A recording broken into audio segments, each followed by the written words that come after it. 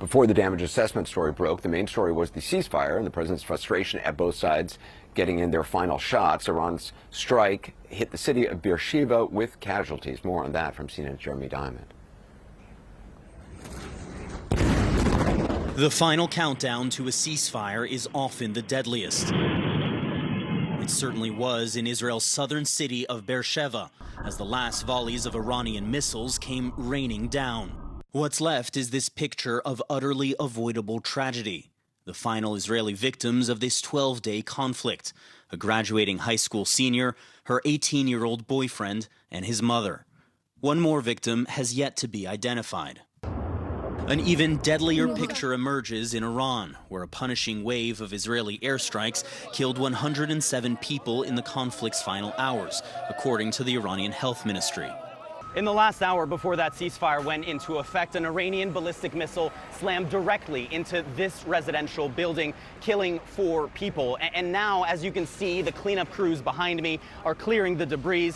The hope is that it will be the last time they'll have to do that. As Israel rushes back to normalcy amid a tenuous calm, the residents and rescue crews here are still taking stock of this final deadly strike. You see the big block? Right. This rescue worker arrived minutes after the missile struck. He is clearly still processing what he saw. What did you find in the shelter on the top floor? We found a woman that were not recognizable. You could not tell if it's a woman or a man or anything. Paramedics said at least 3 of the victims were on the top floor, which took a direct hit, where no bomb shelter could save them. This is where you were when it hit. Yeah. But in the neighboring building, do you think about what if you didn't have that safety room? I wouldn't be here today. Zaor and his wife only just moved to Israel 9 months ago. Their new apartment now wrecked. They have come back to gather what they can and start over. A few minutes later we walked out and we just followed this destruction. What went through your mind in that moment? God, not him, not for the safety room. None, my wife, kids, none of us be here today. That's the reality of our life here, but we're gonna rebuild. But if it were up to him, that rebuilding would not come without first avenging his neighbors' deaths. I want to see a response. Because we just lost 4 innocent lives over there, behind that building, for no reason. Children and elderly family. So I want to see a response from our Prime Minister. But after so much death and destruction in Israel and Iran, quiet prevails, at least for now. Jeremy Diamond, CNN, Beersheba, Israel. Imagine whether you live in Israel or Iran, you know there's a ceasefire that's been called. There's minutes or hours or seconds before the ceasefire takes effect, and your loved one gets killed. Democratic lawmakers are slamming the decision to abruptly cancel a pair of classified briefings set to take place on Capitol Hill today. Senate Minority Leader Chuck Schumer went one step further tonight, suggesting they were canceled in light of that early intelligence assessment that the U.S. did not actually destroy or obliterate Iran's nuclear capabilities. If the press reporting about the impact of last weekend's strikes in Iran is true, and I cannot confirm them, then that might be the reason why the administration postponed our classified briefing today at the very last minute and deprived senators of their right to know what's happening. So I ask again, what is the administration hiding? It's time for answers.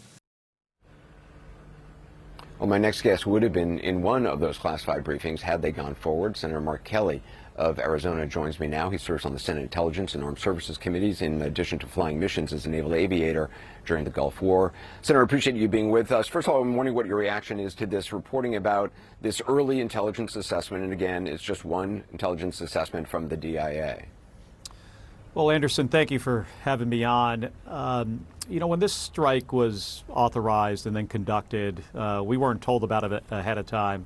And the president, the White House didn't come to Congress to get authorization for this. And I think that was a big mistake.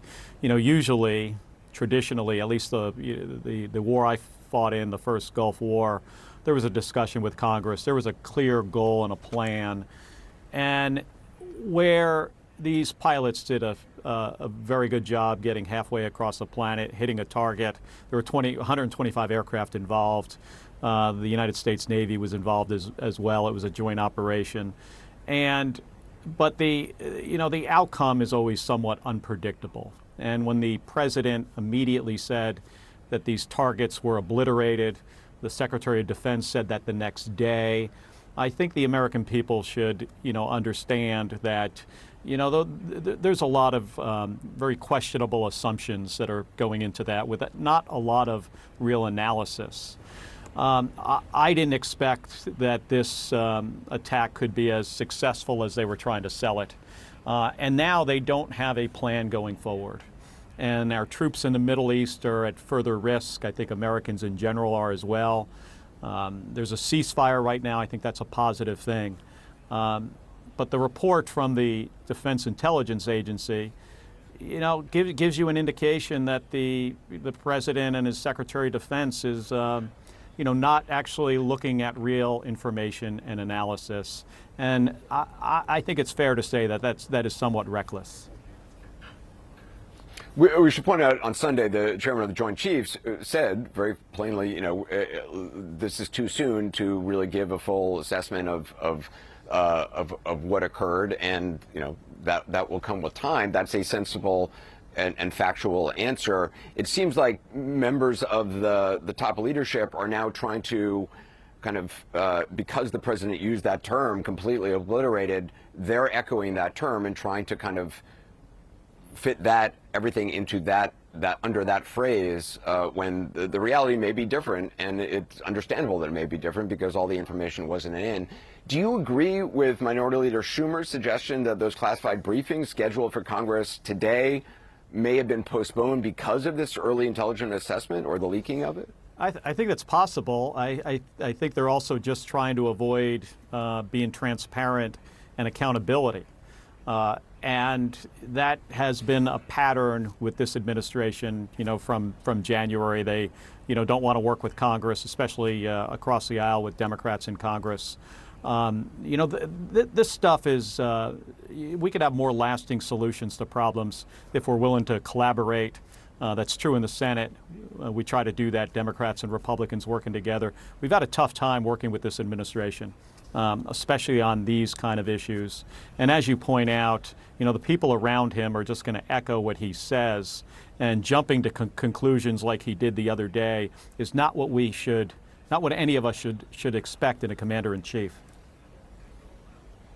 It's interesting to me that the administration, whether it's the spokesperson, the president, are trying to imply any questioning or any desire to actually know what the results of the bombings were and what are the next steps is somehow a criticism of the very pilots and all the Navy and Air Force personnel and others who were involved in this operation, which is just completely not the case. It is not. We have the best pilots in the world: Air Force, Navy, Marine Corps pilots, fighter pilots, bomber pilots.